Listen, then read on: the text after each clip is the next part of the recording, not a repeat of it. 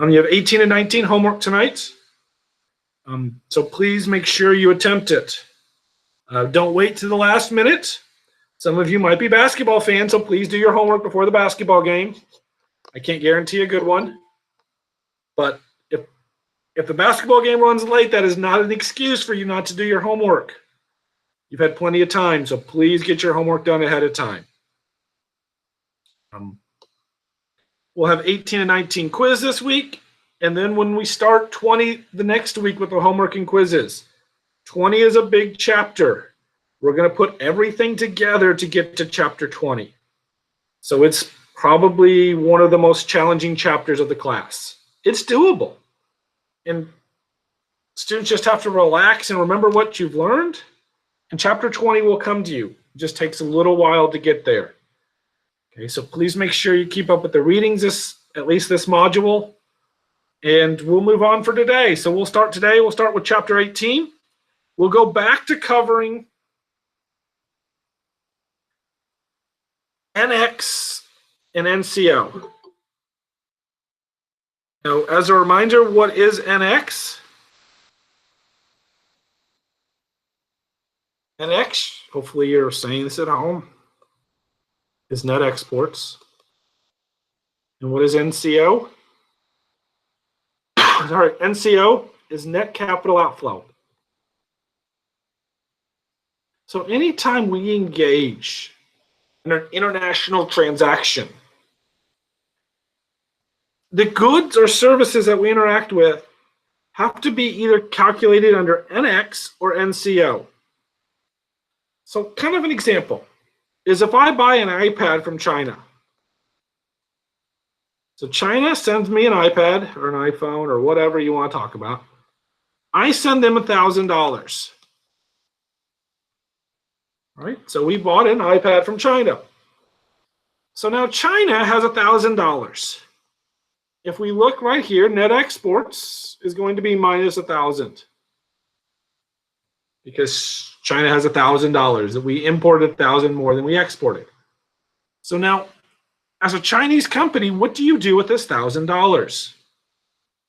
Well, you can't use it in your economy because your economy doesn't take dollars. You can't pay your workers in dollars. So what China has to do is it has to do one of two things with these dollars. One, it has to buy U.S. goods or services. And when it does that, net exports goes down to 0. Or two, what it does is it buys U.S. assets. Well, it can do that through saving in the U.S. economy. So what China can do is it can save into U.S. bonds, is what it does a lot of right now. And so when they save into U.S. bonds, we count that as an inflow of capital. So what happens is when we get an inflow of capital, net capital outflow becomes negative because it's an inflow rather than an outflow. So what you notice then is that if we have trade balances that are negative, other countries have to save that money into the United States, which actually helps us out. So even though our goods are being sold, they aren't buying our goods, they're investing in or saving into our country. So net exports and net capital outflow are measuring that same transaction.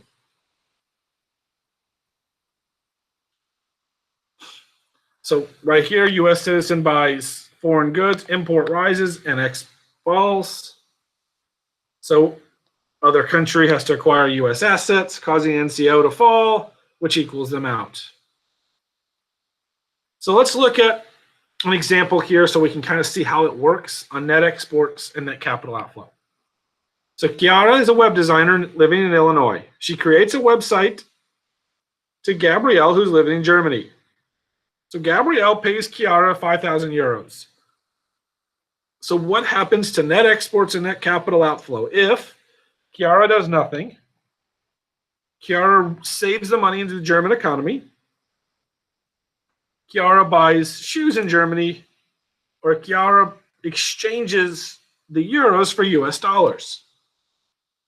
So all of these are possible outcomes. So let's look at what happens. Okay, so she sells a website, so that's going to be exports to the United States. That's easy enough.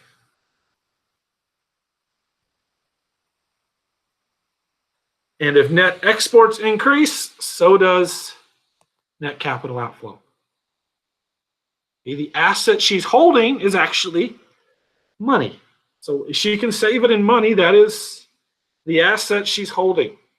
So she's increased her foreign assets in money. It's not a very good asset to save money into, but you can always save into currency.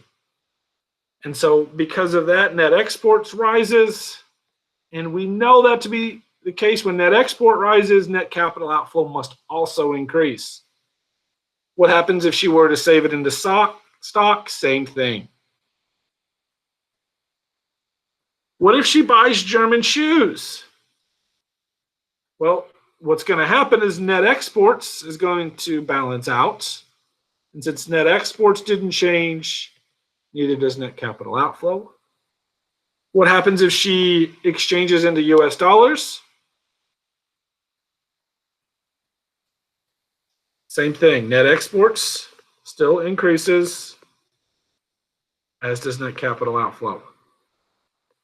Nothing's changed. Just because she keeps it in dollars doesn't change the outcome. And in fact, it's still the same.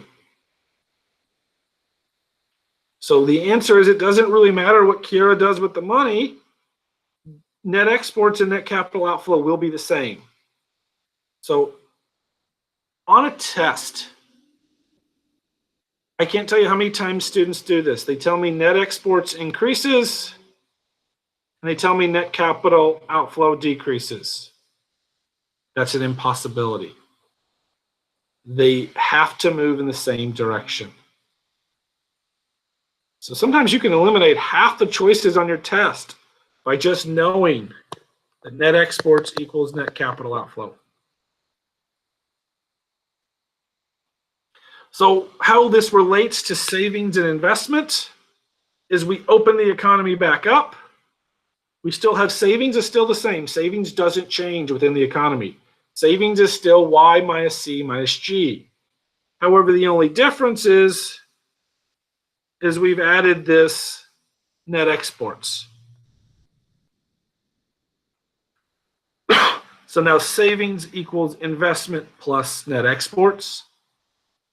We know net exports and net capital outflow are the same, so they're interchangeable. So we get the savings of a country equals the home investment plus the foreign investment.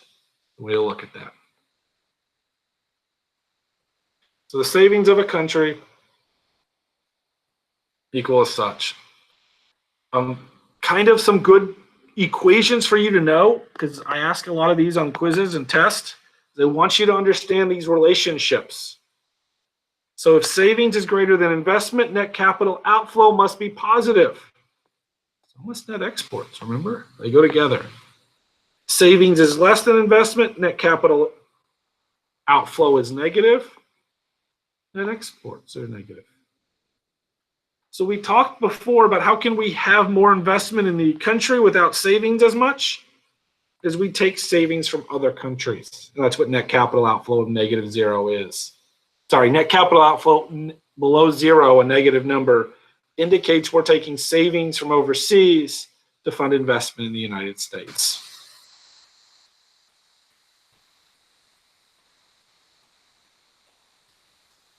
So that's kind of a quick look at the exchange of goods and assets. And most of the time when people think about foreign trade or international trade, they think about the exchange rate. And the exchange rate they most often focus on is the nominal one. And that's the rate at which a country's currency trades for another. In this class, we'll usually express it as what does $1 get us, just because we're US based. So we're going to be US focused. I like to put just some numbers on here. You can always go and look up these numbers anytime you wish. I like to put it on here for a little bit of historical period, So you can go and look and see what's happened to the US dollar since 2019. How do we compare to the Canadian dollar? So what does one US dollar get us in Canadian now? What does it get us in euros? What does it get us in yen? What does it get us in pesos? And so please feel free to go look it up. You can look it up almost on any website, especially in today's world. All you have to do is type foreign currency exchange and you will pop right up. It doesn't take a long time to do it anymore. So in fact, I think if you go to Yahoo Finance, it's right there on their page. And you can find out what does one US dollar get you. In fact, if you were to look, which I can do right now, I'll tell you.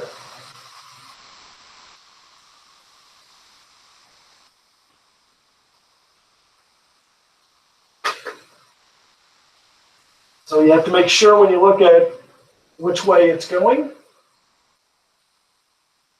it will tell you what does 1 euro get you in 1 US dollar. So right now, actually, the euro to the dollar.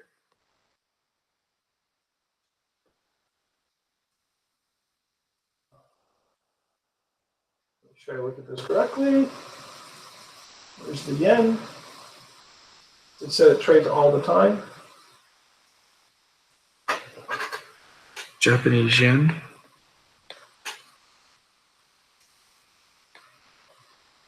So you can see that exchange rates change over time.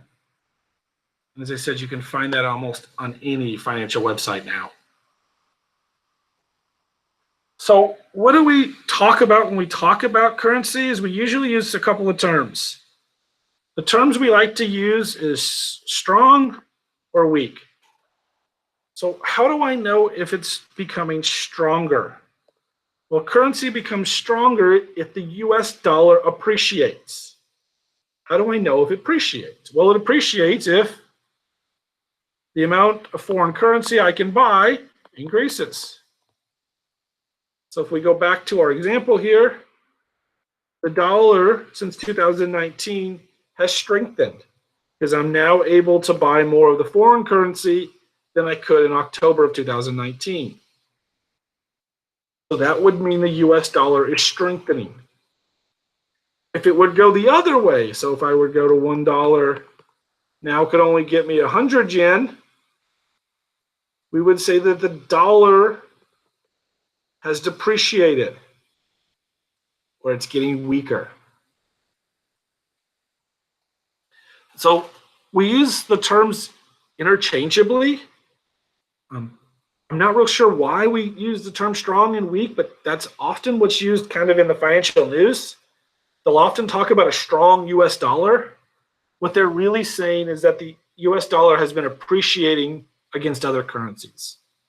Or if they talk about a weak dollar, that means we've been depreciating against other currencies. Well, how does that make a difference? Well, here's just an appreciation or depreciation. That's easy enough. What we care about is not necessarily the nominal. We're going to talk about the real, as always. And the real exchange rate is what really matters.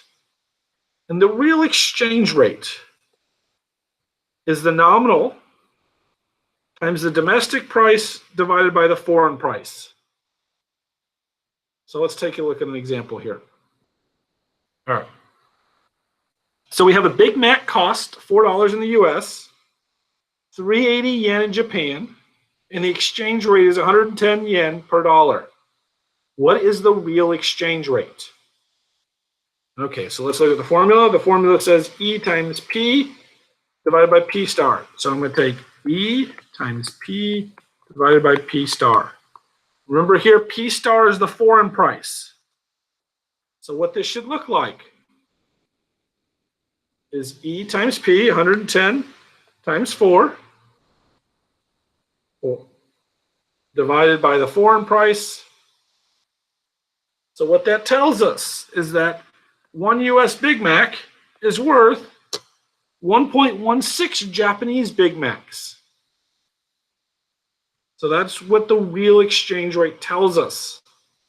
Is it lets us know what one good is worth in one country compared to other countries. Now,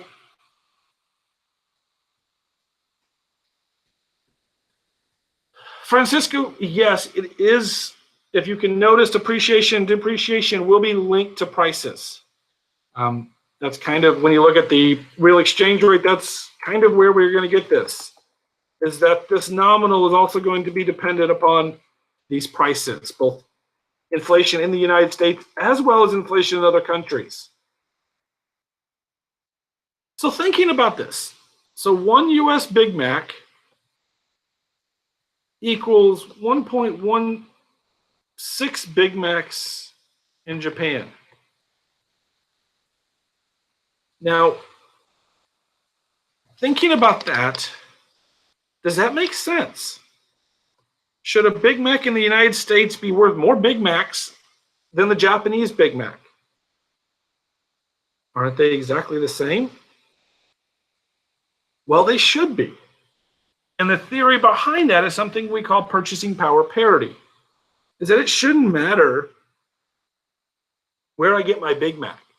A Big Mac's a Big Mac. So the cost of a Big Mac in the United States should equate to a cost of a Big Mac in Japan.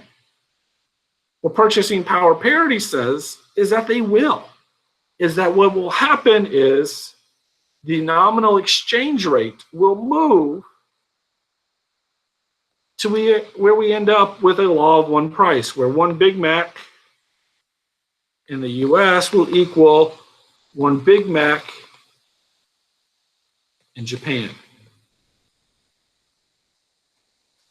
So what happens if it doesn't? Well, purchasing power parity will hold if we can engage in something called arbitrage. Well, what arbitrage means is that I can take advantage of the price differences. So what that means is I can go and buy a bunch of Big Macs in the United States and then go sell them in Japan, and I can make 16% on my return. Well, if I can make that, if I can go buy them cheap in the United States and sell more expensive in Japan, well, I'm going to do that, assuming I can. We'll talk about the limits here in a second, but you can probably figure out one of the limits is, well, if the good's going to deteriorate over transport, it's probably not going to be able to have that arbitrage. But actually, we do see it a lot with Big Macs, is we do actually see purchasing power parity hold true.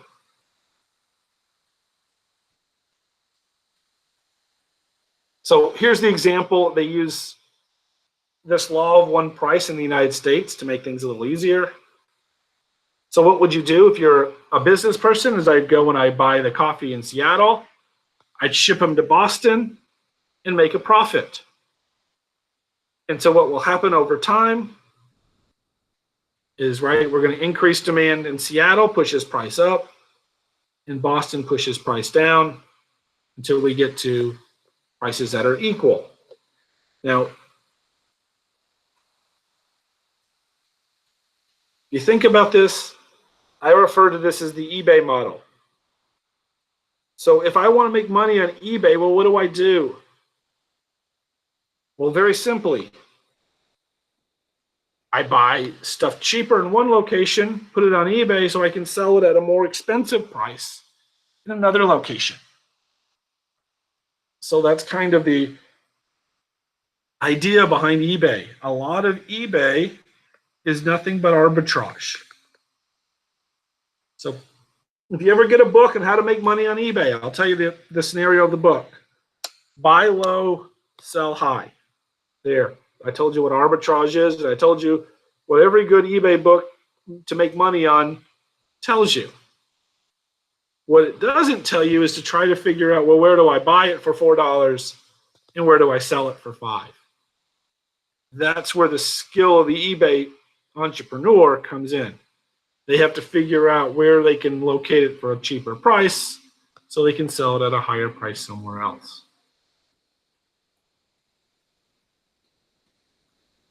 So for purchasing power parity, is a currency must have the same purchasing power across countries.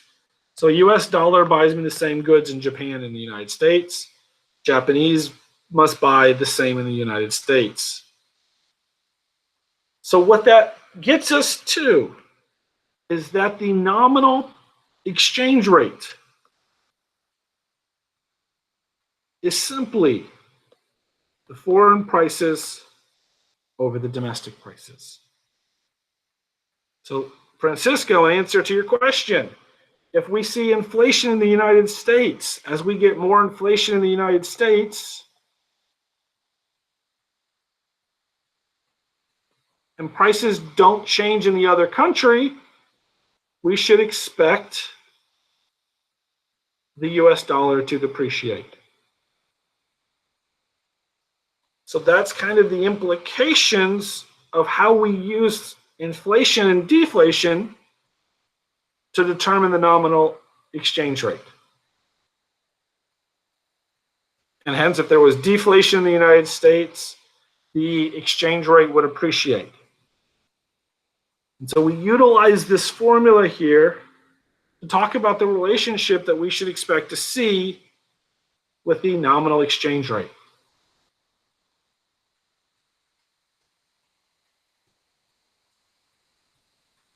So we saw an example there that Big Macs weren't trading for the same price. And sometimes over time they won't. And there's a couple of reasons. One is many goods aren't easily tradable. So an example I love to use if we talk about in class is I like to talk about cement.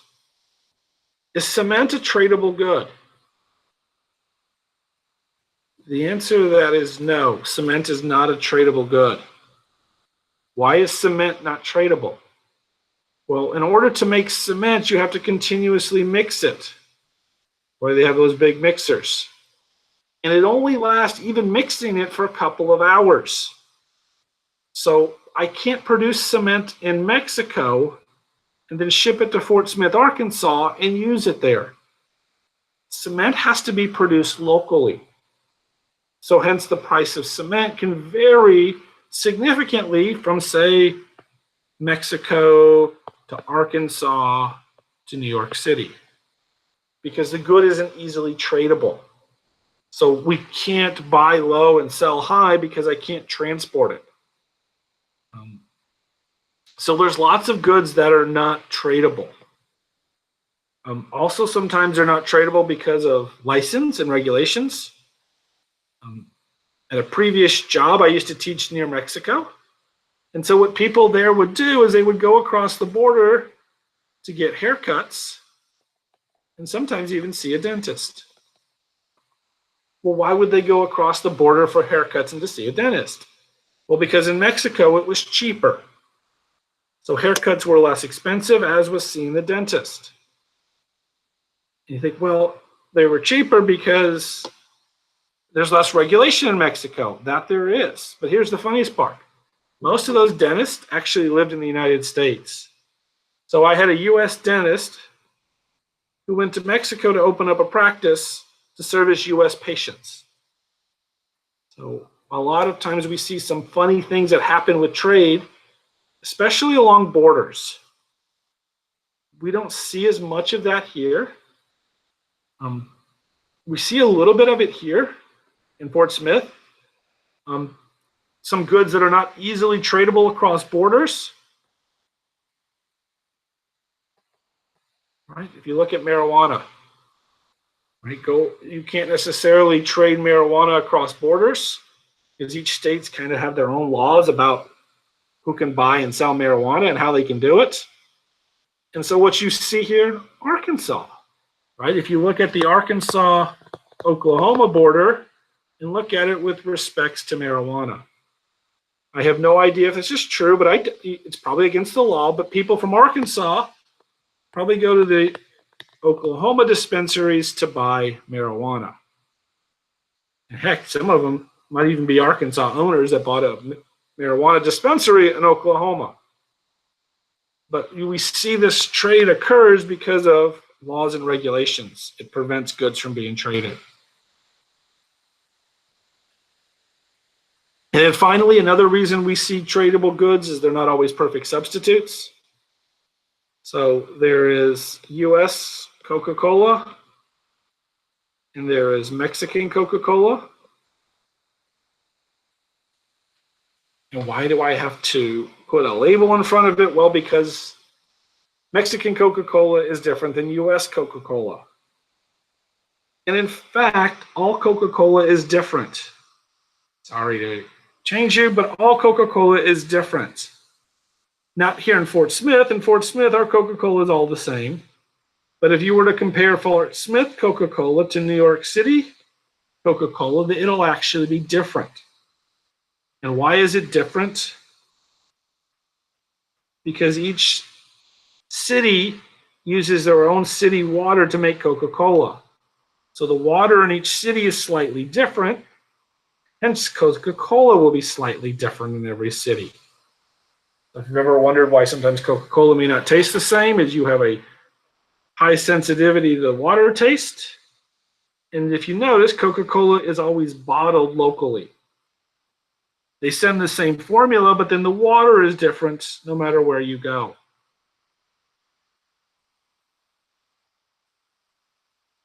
So let's talk about one more thing from the casino. You could look at too, Francisco, as well. Is that not a good that could be transported? Right? You can't set up a casino in Arkansas, even though you can set one up across the border. Correct. That's a good that isn't tradable as well. So what about this trade deficit? Is it a national problem? So before the 80s, savings and investment were the same, almost identical. So we had little trade deficits before the 1980s. However, after the 1980s, what happened is we actually stopped saving money. And so savings fell below investment. And so what we got is then there's sizable trade deficits. So what we got then is substantial inflows of capital. One of the reasons we had this is unbalanced fiscal policy, right? Is we had government deficits. And they have been growing larger and larger. Because we have been saving less money at the government, that means we see a trade deficit.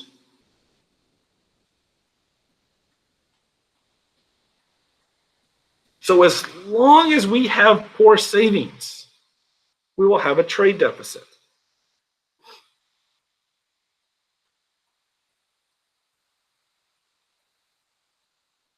So if we look, here's our trade deficit. Here's our net exports, or net capital outflow. So as long as we continue to have a savings issue, we will have a trade deficit issue. So if a politician wants to fix the trade deficit, then what they have to do is save money as a country. So they have to encourage us to save more money, and that will fix the trade deficit. If we continue to spend money more than we make, then we will continue to have a trade deficit. It's kind of the simple solution to that. So is it a problem? Well, the problem is debt a problem in the United States is the correct reason? Well, sometimes there can be good debt and sometimes there can be bad debt. And so what we have to ask in the United States is our debt good or bad? Are we saving and spending money on the right things? Usually that is capital, right? Are we investing in investment? Are we building capital? Or are we just giving money to people? And so sometimes that question is, why am I in debt? Are we in debt for good reasons and bad reasons? And can we pay it off? Have we borrowed too much money? Those are all kind of questions for another day. So this kind of finishes up chapter 18. Chapter 18 is kind of